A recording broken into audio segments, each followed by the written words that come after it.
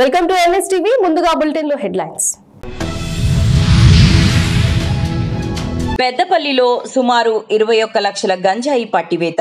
గంజాయిని పట్టుకున్న పెద్దపల్లి పోలీసులు జల్సాలకు అలవాటు పడి గంజాయి అమ్మడం వ్యాపారంగా మలుచుకుని అమాయక యువతులు. భూపాల్పల్లికి చెందిన నిందితుడు బిల్డింగ్ సీలింగ్ పనులు చేస్తూ జీవనాన్ని కొనసాగిస్తూ ఈ డబ్బులు తన అవసరాలకు జల్సాలకు సరిపోక సులువుగా డబ్బులు సంపాదించాలనే ఉద్దేశంతో గత కొన్ని రోజులుగా ఒరిస్సాకు చెందిన రమేష్ అనే వ్యక్తి సాయంతో ఛత్తీస్గఢ్ రాష్ట్రం సుకుమా జిల్లా నుండి తక్కువ ధరకు గంజాయిని కొని ఆటో ఇంజన్ కింద విభాగంలో ప్యాక్ చేసుకుని మంచిర్యాల ఏరియాలో అవసరమైన వారికి ఎక్కువ ధరలకు అమ్మడం అలవాటుగా చేసుకున్నాడని పోలీసులు పేర్కొన్నారు.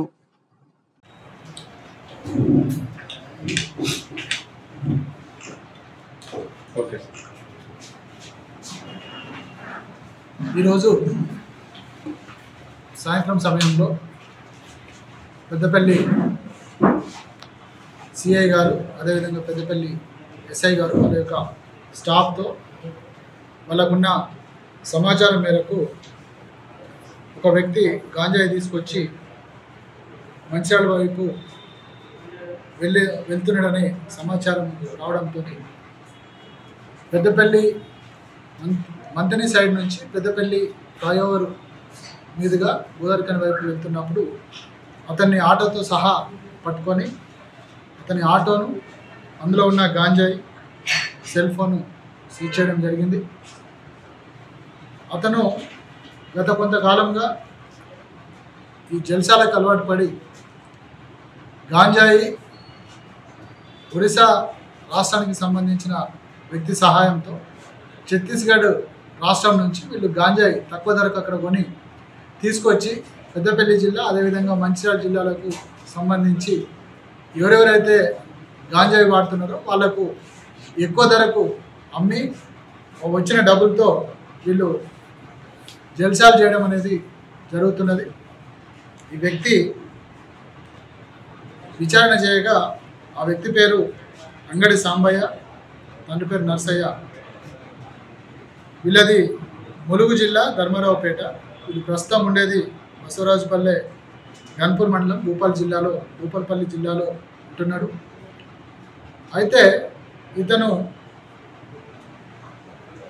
ఎవరెవరైతే గాంజాయికి అలవాటు పడ్డారో ముఖ్యంగా స్టూడెంట్స్కు, యూత్ పిల్లలకు, అదేవిధంగా లేబర్కు ఇతను సప్లై చేస్తున్నట్టుగా తెలిసింది. ఆదిలాబాద్ జిల్లా చిమన్గూడి గ్రామంలోని సంక్షేమ గిరిజన ప్రాథమిక పాఠశాల పరిస్థితి అధ్వానంగా మారింది. పాఠశాలలో కనీస వసతులు లేక విద్యార్థులు, ఉపాధ్యాయ సిబ్బంది ఇబ్బందులు పడుతున్నారని స్థానిక ప్రజలు తెలిపారు. పాఠశాలలను కనీస తాగునీటి సదుపాయం, మరుగుదొడ్లు లేవన్నారు. పాఠశాలకు నేమ్ బోర్డు కూడా లేని దుస్థితిలో పాఠశాల పరిస్థితి నెలకొందన్నారు. పాఠశాల చుట్టూ ప్రహారీ లేక నిత్యం పాఠశాల ఆవరణలో పశువులు సంచరిస్తున్నాయని పేర్కొన్నారు. అదేవిధంగా వర్షాకాలం కావడంతో కీటకాలు, తేళ్లు, పాములు వచ్చే అవకాశం ఉన్నందున ఉన్నతాధికారులు గమనించి కనీస సదుపాయాలు కల్పించి పాఠశాల చుట్టూ ప్రహారీ నిర్మించాలని డిమాండ్ చేశారు.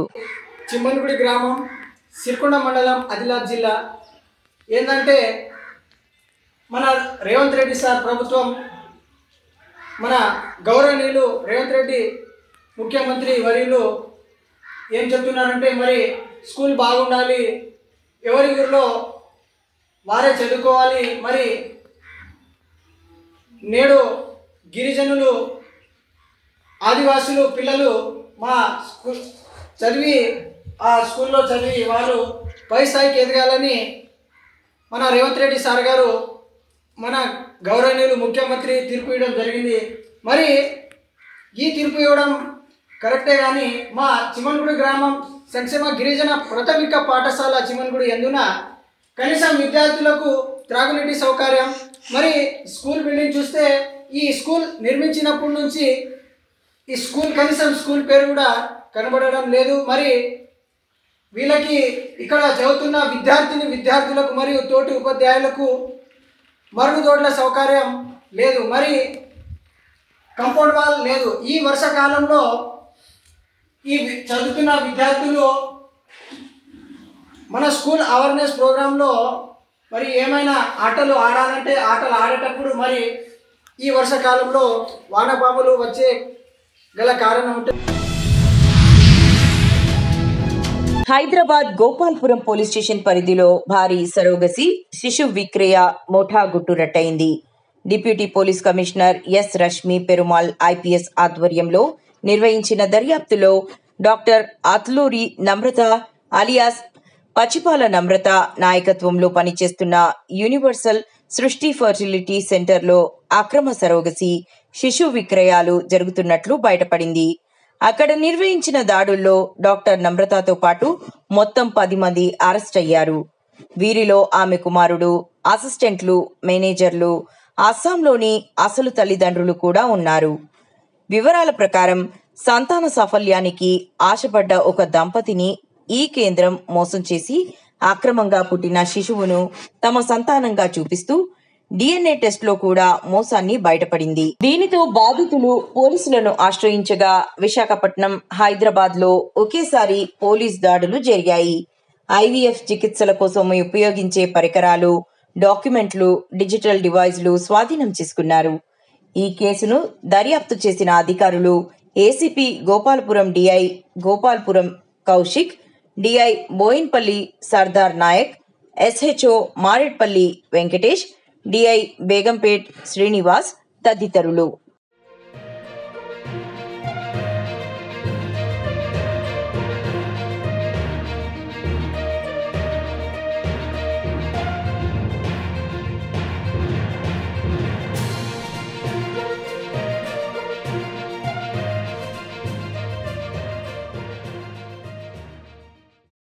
Here for a press briefing regarding this Srushti clinic in Gopalapuram fertility clinic regarding date system with the help of local police and revenue department. So a joint raid was conducted at this universal solution units. So basically I just give a brief as to exactly what the case was about. There was a lot of speculation yesterday in the media regarding this case. So basically we were approached by the complainants regarding this case that the husband-wife couple, they were unable to conceive. So regarding their fertility issues, we clinic ki eltam jarigindi. Ee clinic gurinchi vallu online details తీసుకున్నారు. Online details తీసుకొని clinic వెళ్ళినప్పుడు doctor నమ్రత అని అక్కడ main doctor వాళ్ళని కలిసారు. This happened in the month of August last year. So అక్కడికి వెళ్ళినప్పుడు వాళ్ళు జనరల్గా స్టార్టింగ్లో ఇనిషియలీ కొన్ని ట్రీట్మెంట్స్ చేశారు, కొన్ని టెస్ట్ చేశారు. టెస్ట్ చేసిన తర్వాత IVF కోసం అని సూటబుల్ కాదు, సరోగసీ ఆప్షన్ ఉంది అని వాళ్ళకి ఎక్స్ప్లెయిన్ చేశారు. ఇప్పుడు సరే అని చెప్పారు వాళ్ళకి. అండ్ 30 lakhs అమౌంట్ తర్వాత మీకు మీ own sperm and own mother and father అని తీసుకొని శాంపిల్స్ సరోగసీ మీకు ట్రైల్ ఇస్తాం జరుగుతుందని. కాశీపేట మండలంలోని ఏజెన్సీ ప్రాంతంలో రోడ్లు లేని గ్రామాలలో మొన్న కురిసిన వర్షాలకు రోడ్డు మొత్తం బురదగా మారింది. దీనిని దృష్టిలో ఉంచుకొని రోడ్లపైన రివర్స్ సింగిల్ గాని మొరం గాని 22 గ్రామ పంచాయతీలలో పోయాలి. మరియు దోమలు బాగా ఉన్నాయి కాబట్టి దోమల కాటు వలన డెంగ్యూ వచ్చే అవకాశం ఉంది. దీని దృష్టిలో ఉంచుకొని కాశీపేట మండలం మొత్తం దోమల మందు పిచికారీ చేయాలి. మరియు బావిలో బెడ్జింగ్ పౌడర్ వేయాలి. కుక్కలు రోడ్ల మీద విచ్చలవిడిగా తిరుగుతున్నాయి, చిన్నపిల్లలను కరుస్తున్నాయి, చిన్నపిల్లల ప్రాణాలు కూడా తీస్తున్నాయి. దీనిని దృష్టిలో ఉంచుకొని కుక్కలపైన చర్యలు తీసుకోవాలని అన్నారు. మంచిర్యాల జిల్లా కాశీపేట మండలంలో గత కొన్ని రోజులుగా కురుస్తున్న వర్షానికి మరి ఏజెన్సీ ప్రాంతంలో రోడ్లు లేక మొత్తం బురదాయి ప్రజలు ఇబ్బంది పడుతూ ఉన్నారు. మరి ఆ బురద పోవాలంటే రివర్సింగల్ కానీ మొరం కానీ పోయించాలని చెప్పి నేను అధికారులను కోరుతా ఉన్నా. మరి అదేవిధంగా ఈ కురిసిన వర్షాలకు దోమలు ఎక్కువైన దోమల వలన డెంగ్యూ జ్వరాలు వచ్చే అవకాశాలు ఉంది కాబట్టి 22 గ్రామ పంచాయతీలో దోమల మందు పిచికారీ చేయాలని చెప్పి నేను కోరుతా ఉన్నా. మరి అదేవిధంగా బావిలో బీజింగ్ పౌడరు వేయాలని చెప్పి నేను అధికారులను కోరుతా ఉన్నా. మరి అదేవిధంగా కుక్కలు గల్లి కల్లా బాగా ఎక్కువైనాయి, చిన్నపిల్లలు కరుస్తూ ఉన్నాయి, మరి చిన్నపిల్లలు ప్రాణాలు కూడా తీస్తూ ఉన్నాయి. కాబట్టి దీన్ని దృష్టిలో ఉంచుకొని మరి కుక్కలను నివారించాల్సిందిగా నేను కోరుతా ఉన్నా. మరి అదేవిధంగా మరి ఆవులు రోడ్ల పైన విచ్చలవిడిగా తిరుగుతూ ఉన్నాయి. బైక్ యాక్సిడెంట్లు అయ్యి చాలామంది కూడా చనిపోతున్నారు. కాబట్టి ఈ రాష్ట్ర ప్రభుత్వం వెంటనే స్పందించి వీటిపైన చర్యలు తీసుకోవాలని చెప్పి నేను మాది హక్కుల దండోరా ఆధ్వర్యంలో నేను కోరుతా ఉన్నాను. తిరుపతి జిల్లా శ్రీకాళహస్తి పట్టణంలోని దక్షిణ కాశీగా పేరుగాంచిన శ్రీకాళహస్తీశ్వర స్వామివారి దేవస్థానానికి మద్రాస్ హైకోర్టు జడ్జ్ ప్రధాన న్యాయమూర్తి మనీంద్ర మోహన్ శ్రీవాస్తవ కుటుంబ సభ్యులతో కలిసి శ్రీకాళహస్తీశ్వర స్వామివారి దేవస్థానానికి విచ్చేశారు. వారిని దేవస్థానం ఏవీఓ విద్యాసాగర్ రెడ్డి స్వాగతం పలికి శ్రీ జ్ఞాన ప్రసూనాంబ సమేత శ్రీకాళహస్తీశ్వర స్వామివారి ప్రత్యేక దర్శనం చేయించారు. అనంతరం శ్రీ ముత్యం జయ సన్నిధానం వద్ద హైకోర్టు జడ్జి వారికి దేవస్థానం వేద పండితులు ఆశీర్వచనం చేయించి స్వామివారి చిత్రపటాన్ని మరియు తీర్థ ప్రసాదాలు అందజేశారు.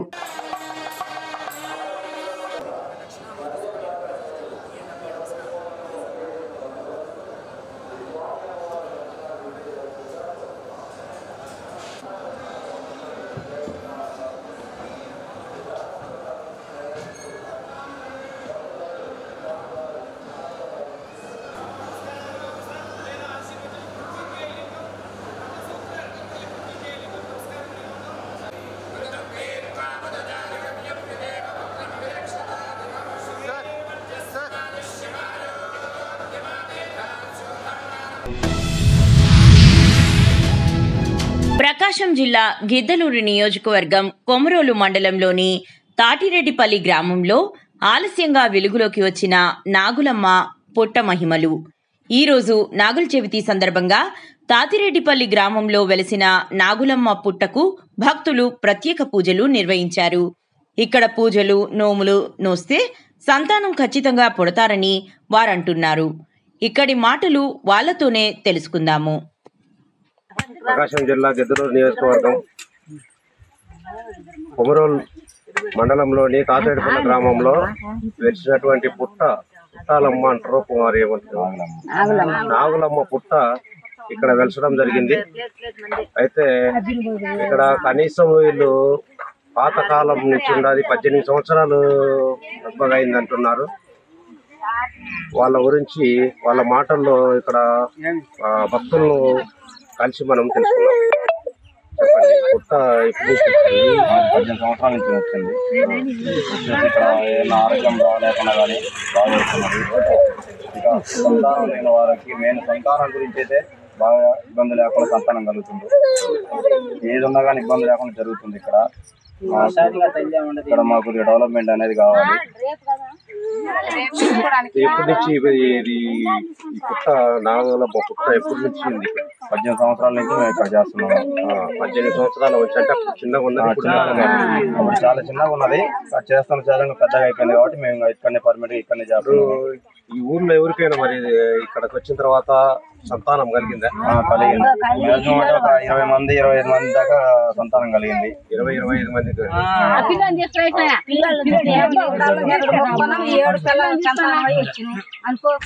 మాకు ఇక్కడ అంతా డెవలప్మెంట్ చేయాలని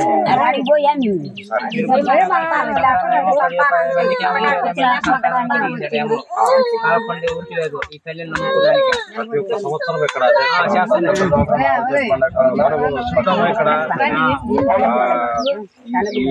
పుట్టను నమ్ముకున్న తర్వాత సంతానం అయితే తీసుకొని వచ్చారు. ఇక్కడ వీళ్ళే. ఏం పేరమ్మా నీ పేరు? నీ పేరు ఏం పేరమ్మా? సిరీస్. ఈయన పేరు పెట్టారా? ఏం పేరు ఈయన పేరు? ఇక్కడికి వచ్చిన తర్వాత అది ఈ విధంగా ఇక్కడ నడుస్తుంది కాబట్టి ప్రజలు కొద్దిగా ఆలోచన చేసి ఇక తాతిరెడ్డిపల్లి గ్రామంలో ఉండేటువంటి నాగులమ్మ పుట్టను అభివృద్ధి చేయాలని వాళ్ళు కోరుకుంటున్నారు. ప్రభుత్వం తరఫున కానీ లేదు, ఎవరైనా ఇక్కడ లోకల్ నాయకుల తరఫున కానీ దాతలు వచ్చి చేసినా కానీ ఒకటే అంటున్నారు. కొద్దిగా దీని గురించి చూడాలని ఈ స్థలంగా మాకు కొద్దిగా పుట్టకు అనుకూలంగా ఉండాలి.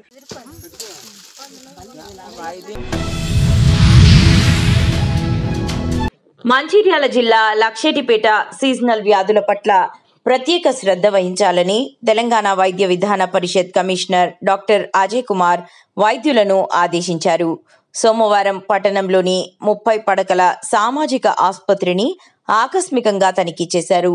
ఈ సందర్భంగా ఆయన మాట్లాడుతూ నూతన ఆసుపత్రిలో ఉన్నటువంటి సిబ్బంది కొరతను జిల్లా కలెక్టర్తో సమన్వయం చేసుకుని అతి త్వరలో భర్తీ చేస్తామన్నారు. ముఖ్యంగా మలేరియా, డెంగ్యూ వంటి వాటిపై నిర్లక్ష్యంగా ఉండకూడదని సూపరింటెండెంట్ ఆకుల శ్రీనివాస్కు సూచించారు.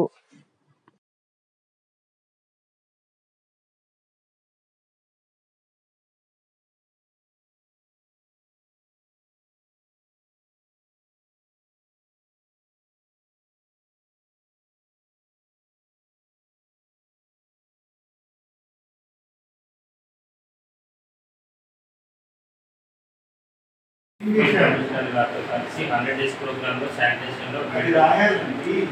అది స్పెషల్ రాయాలి. 100 days ప్రోగ్రామ్ లో ఏం చేశారు? Sanitation plastic 100 days programme conduct చేశారా? మీరు కూడా పార్టిసిపేట్ అయ్యారా?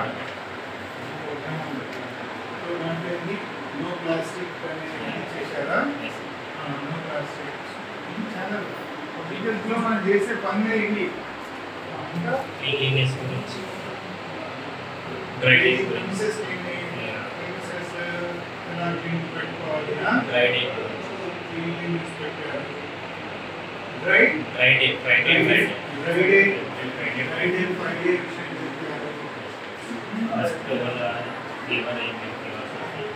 ఫీవర్ల విషయం, ఫీవర్స్, మలేరియా, ఫీవర్స్ విషయం ఏం చేశారు?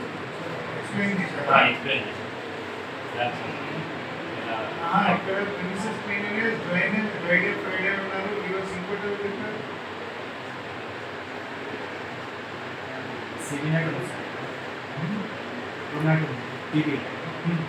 అది motivation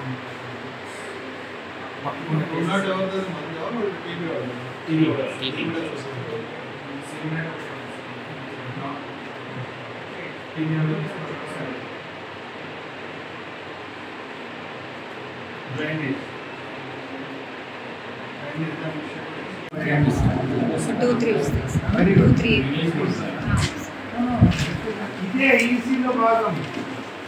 IEC is information, education and communication.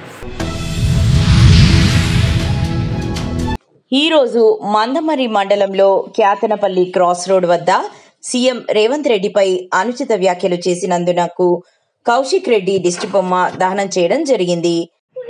Kaushik Reddy ఒక దొరల దగ్గర ఒక డ్రైవర్ గా పనిచేసి ఈరోజు వాళ్ళ చెప్పులు మోసి, వాళ్ళ భార్యల చెప్పులు మోసి నువ్వు ఈరోజు సీటు సంపాదించుకొని ఒక హుజురాబాద్ లో ప్రజలని మోసం చేసి నువ్వు ఎమ్మెల్యేగా గెలిచి నువ్వు ప్రజలని శాసిస్తున్నావు. అందరినీ నువ్వు గుర్తుపెట్టుకోవాల్సింది ఒకటే ఉంది. నువ్వు రేవంత్ రెడ్డిని విమర్శించేంత గొప్ప మొగోనివి కాదు. నువ్వు మా రేవంత్ రెడ్డి పోయిన ప్రభుత్వము, మీ దొరలు, మీ కేటీఆర్, మీ కేసీఆర్, మీ కవితమ్మ ఈ తెలంగాణని దోసుకొని దాచుకొని అమెరికాల విదేశాలలో సొమ్ము కూడబెట్టుకుంటే ఆ అప్పులన్నీ తీర్చలేక తెలంగాణ ప్రజల గుండె చప్పుడై రేవంత్ రెడ్డి సారు ఈరోజు కష్టాలు పడుతుంటే ఆయన మీరు చేసినటువంటి అనుచిత వ్యాఖ్యలు అనేటివి అవి సరైనవి కావు.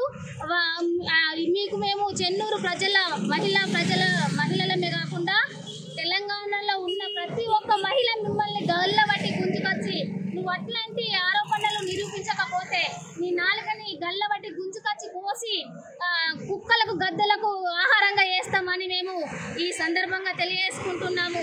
కౌశిక్ రెడ్డి ఇంకొకసారి మా వివేక్ సార్ పైన కానీ, మా వంశీబాబు సార్ పైన కానీ, మా రేవంత్ రెడ్డి సార్ పైన కానీ వాళ్ళు ప్రజలకు సేవ చేయడానికి వచ్చారు. నీలాగా దోసుకోనికి ఈ ప్రజలకు అన్యాయం చేయడానికి వాళ్ళు ఒక ఎమ్మెల్యేలుగా, ఒక ఎంపీగా, ఒక సీఎంగా లేడు. నువ్వు చెప్పులు మోసి సీటు సంపాదించుకుంటే ఈరోజు తెలంగాణ కోసం నిత్యం సీఎం రేవంత్ రెడ్డి కష్టపడుతూ ప్రజల కష్టాలను తెలుసుకుంటూ నా తెలంగాణ ఎటుపోతుంది, తెలంగాణ అన్యాయం అయిపోతుంది, తెలంగాణ అక్రమంకు గురవుతుంది అని తెలంగాణ ప్రజల కోసం పోరాడి ప్రతి యుద్ధం చేసి తెలంగాణలో ఒక సీఎం హోదాలో ఉన్నాడు. కాబట్టి కౌశిక్ రెడ్డి వార్నింగ్ ఇస్తున్నాము. ఇది లాస్ట్ అండ్ ఫైనల్. ఇంకొకసారి నువ్వు అనుచిత వ్యాఖ్యలు చేస్తే ఊరుకునే ప్రసక్తి లేదు. నిన్ను చెప్పులతోని, చీపులతోని తెలంగాణ మహిళలమై ఉండి ఇప్పుడు కొద్దిమంది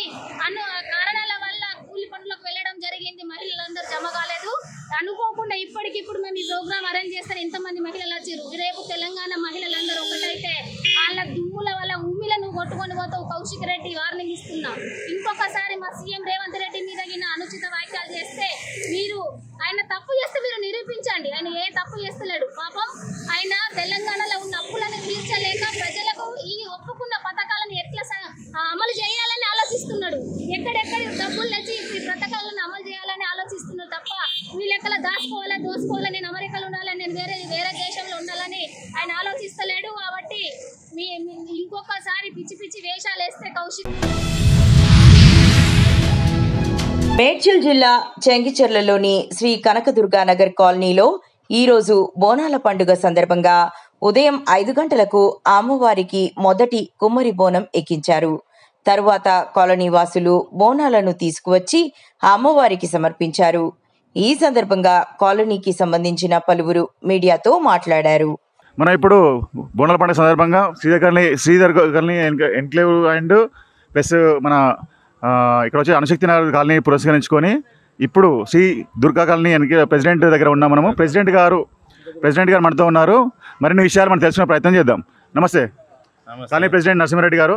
మరి బోనాల పండుగ విశిష్టత ఏంది, ఎలా సెలబ్రేట్ చేసుకుంటారు, ఎన్ని ఇయర్స్ నుంచి ఇక్కడ సెలబ్రేట్ చేస్తున్నారు? మేము సుమారు ఇది ఓల్డ్ టెంపుల్. నేను 4 ఇయర్స్ నుంచి నేను సెలబ్రేషన్ చేసుకుంటున్నాము.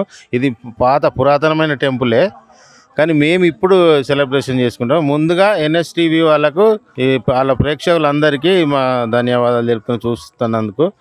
మేము కనకదుర్గ కాలనీ వాసులం అందరము కలిసి అంగరంగ వైభవంగా బోనాలు ఎత్తుకొని డప్పుల సప్పుడుతోటి వైభవంగా వచ్చి అమ్మవారికి బోనాలు సమర్పించడం జరిగింది. సుమారు ఎంతమంది వచ్చారు, ఎన్ని బోనాలు సమర్పించారు?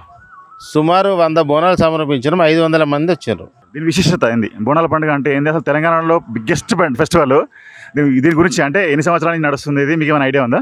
నాకు ఐడియా లేదు, కానీ ఇది పురాతనమైన పండుగ. బోనాలు అనేది ఒకప్పుడు ఏదో అమ్మవారు అది సోకిందని చెప్పి అప్పటి నుంచి అమ్మవారికి ఏది మన ఫ్లూ వచ్చింది. ఆ ఫ్లూ నుంచి అమ్మవారి బోనాలు స్టార్ట్ అయినాయి. హైదరాబాద్లోనే స్టార్ట్ అయినాయి. హైదరాబాద్ నుంచి పల్లెటూళ్ళందరికీ పాకినాయి. ఇది పురాతనమైన సాంప్రదాయం. ఇది బోనాలు అనేది ఇప్పుడు కొత్తగా వచ్చింది కాదు. నిజాము ప్రభుత్వం నుంచే ఈ బోనాల సాంప్రదాయం నడుస్తుంది. బోనాలు అనేది ఈరోజు కొత్తగా ఏం కాదు. తెలంగాణలో బోనాలు అనేది అంగరంగ వైభవంగా జరుగుతుంది. ఇప్పుడు బోనాల పండుగ ఇది ఇంతతో ముగియ ఉందా, ఇంకేమన్నా ఉన్నాయా? ఇంకా నెక్స్ట్ వీక్ కానీ రేపు కానీ ఎల్లుండి కానీ ఇక్కడ జరిగే అవకాశాలు ఉన్నాయా? నెక్స్ట్ మాకు వినాయక చవితి అంగరంగ వైభవంగా మా కనకదుర్గ కాలనీ వాసులు అందరము బ్రహ్మాండంగా చేసుకుంటాం. Right, thank you. ఈరోజు కనకదుర్గ కాలనీలో బోనాల పండుగ జరుపుకోవడం జరిగింది. అంగరంగ వైభవంగా బోనాలందరూ మహిళలందరూ తీసుకొని రావడం జరిగింది. సుమారుగా 100 నుంచి 150 బోనాలు సమర్పించిన అమ్మవారికి. ఒక 500 మంది పిల్లలు అందరూ కలిసి అమ్మవారికి జాతర లెక్క వచ్చి డప్పుల సప్పుడుతోటి బోనాలు సమర్పించడం జరిగింది.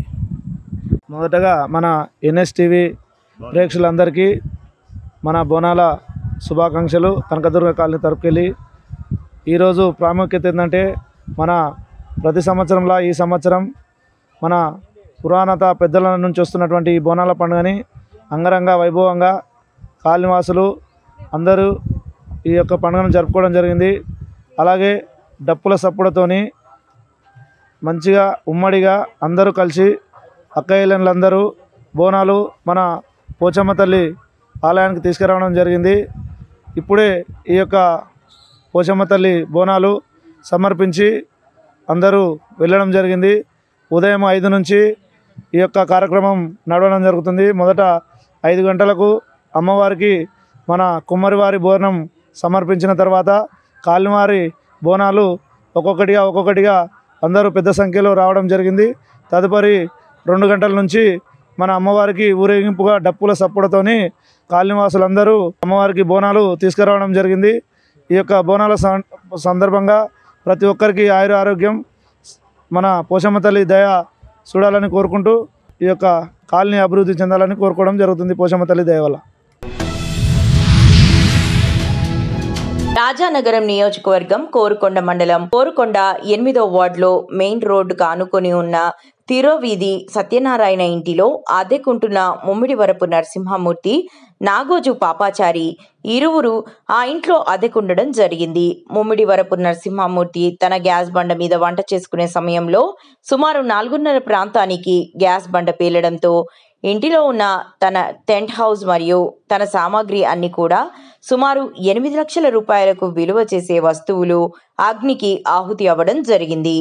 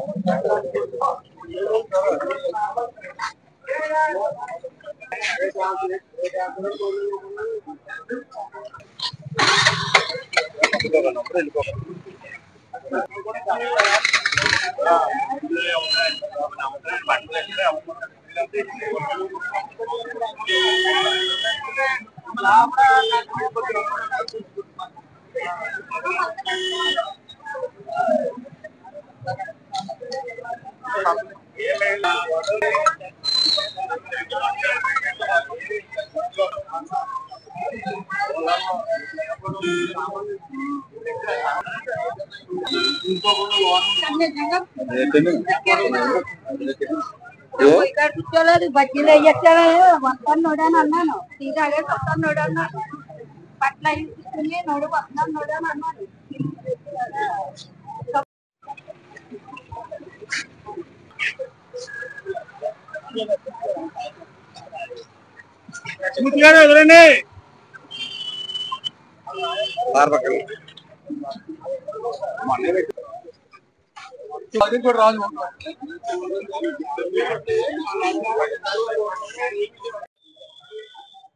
ఈ యొక్క కోరుకొండలో గ్యాస్ ఫైర్ అనేది జరిగి ఒక 2 కుటుంబాలు పూర్తి స్థాయిలో రోడ్డు పడిన పరిస్థితి ఏర్పడింది. ఒక రైతుగా వ్యవసాయం చేసుకుంటూ జీవనోపాధి చేస్తున్నటువంటి వ్యక్తి వ్యవసాయ పనులు చేయలేక కుటుంబ సమేతంగా ఏదైనా చిన్న వ్యాపారం పెట్టుకుంటే బాగుంటుందని అతనికి ఉన్న ఎకరం పొలం కూడా అమ్మేసుకుని ఆ ఎకరం పొలం కూడా అమ్మిన డబ్బులతో కొంచెం భార్యాభర్తలు ఇద్దరు కలిసి జీవిస్తే ఇక్కడ ఒక షాప్ కూడా అద్దె తీసుకుని ఈ యొక్క టెంట్ హౌస్ సామాగ్రిని పెట్టుకుని అద్దెకించుకుంటూ జీవనోపాధి చేసుకుంటున్నారు. అలాంటి పరిస్థితుల్లో పూర్తి స్థాయిలో ఈ యొక్క ప్రమాదం ఏర్పడి వారి యొక్క భారీ ఆస్తి నష్టం అనేది ఏర్పడడం జరిగింది. ముఖ్యంగా టెంట్ హౌస్ సామాగ్రి కంప్లీట్ గా కూడా కాలిపోయినటువంటి పరిస్థితి ఉంది. అక్కడ ఎయిర్ కూలర్స్ పెట్టారు. అలాగే సుమారు 20 టెంట్లు కూడా పెట్టుకున్నారు ఆయన. అలాగే చూస్తే 500 వరకు కూడా ప్లాస్టిక్ కుర్చీలు పెట్టుకున్నారు. మిక్సీలు, గ్రైండర్లు, పెడస్టల్ ఫ్యాన్స్ ఇవన్నీ కూడా పెట్టుకుని అతను సప్లై కంపెనీ పెట్టుకుని రన్ చేసుకుంటున్నారు. అమ్మినటువంటి ఆ యొక్క భూమి తాలూకు డబ్బు ఏదైతే వచ్చిందో ఆయన శేష జీవితం బాగా ఏ ఇబ్బంది లేకుండా ఎవరి మీద ఆధారపడకుండా ఒక జీవనోపాధి గడపాలి. ఒక వీక్షణం ఎడిటర్ ఎన్ వేణుగోపాల్ మాట్లాడుతూ మనిషికి మనిషి గురించి చెప్పే పుస్తకం జ్ఞాపకాల ఊరేగింపు అని పేర్కొన్నారు. హుజురాబాద్లో జనసాహితీ ఆధ్వర్యంలో విఎల్ఆర్ కన్వెన్షన్లో ఈ వ్యాస సంపుటి ఆవిష్కరణ జరిగింది. జ్ఞాపకాలు, మాతృమూర్తులు, సామాజిక సేవల పట్ల కవికి ఉన్న గాఢమైన అనుభూతులు ఇందులో చక్కగా వ్యక్తమయ్యాయన్నారు. ఇటీ కార్యక్రమంలో ఎస్సీ కార్పొరేషన్ మాజీ చైర్మన్ బండా శ్రీనివాస్ మరియు పలువురు కవులు, నాయకులు, ప్రజాప్రతినిధులు పాల్గొన్నారు. ఏకే సహసరి సుశీల, అనుపురం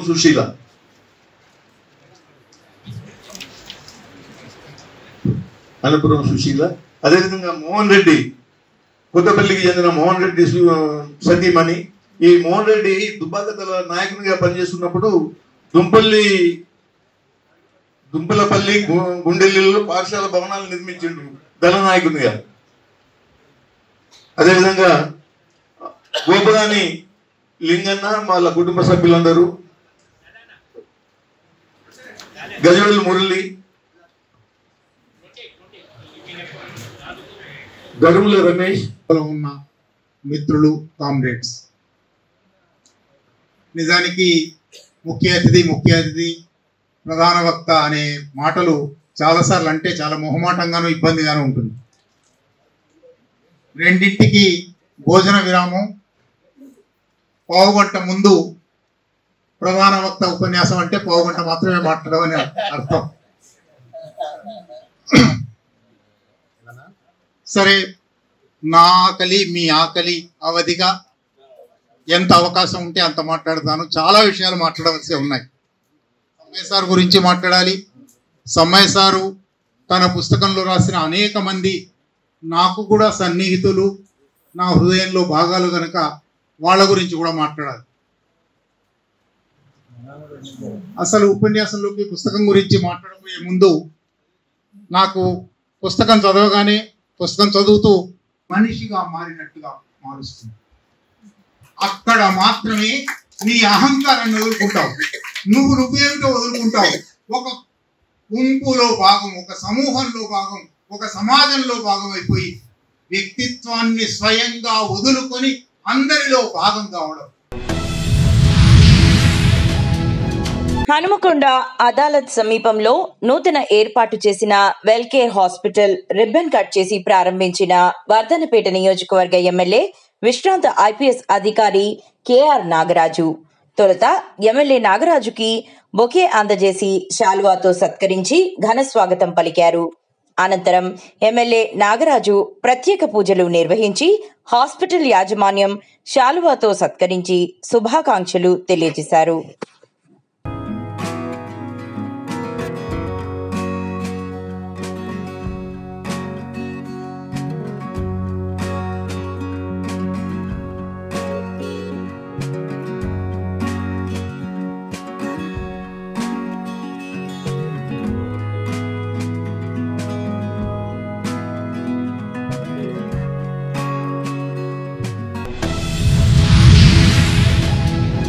తెలంగాణ రాష్ట్రం కరీంనగర్ జిల్లా వేనవంక మండలం ఎల్బాక గ్రామ పంచాయతీ కార్యదర్శి నిర్లక్ష్యం వల్ల గ్రామంలో మహాత్మా గాంధీ జాతీయ గ్రామీణ ఉపాధి హామీ పథకంలో భాగంగా తెలంగాణకు హరితహారం పల్లె ప్రకృతి వనమునకు తెలంగాణ ప్రభుత్వం 2023 జూన్ నాటికి 10,822 కోట్ల రూపాయల ఖర్చు చేసి కోట్లు మొక్కలను నాటిపెట్టినారు.